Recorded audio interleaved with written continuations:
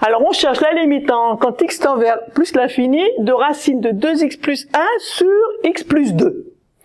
Alors cette fonction ici est la composée de la fonction u de x égale 2x plus 1 sur x plus 2 et de la fonction v de x égale racine de x.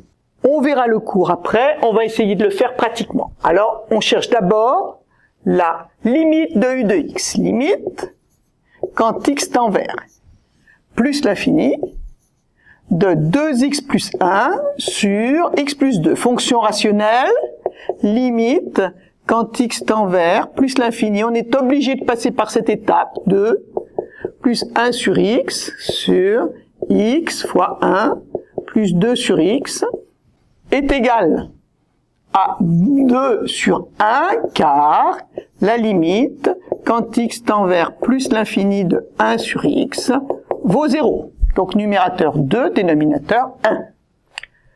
Ensuite, on pose quand x égale 2x plus 1 sur x plus 2.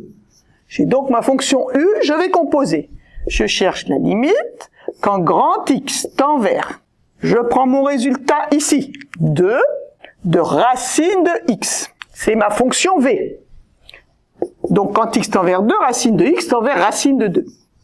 Donc par composé, par composition, qu'est-ce que j'ai au début?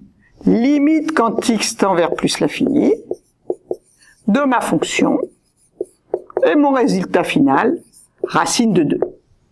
Donc je rappelle, quand on cherche la limite d'une fonction composée, on cherche d'abord comment elle est composée, ensuite on cherche la limite de la première fonction u de x, on trouve son résultat.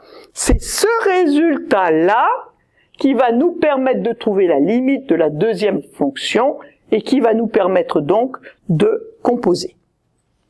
De la même manière, on va vous demander la limite quand x tend vers pi sur 2 de cosinus de x.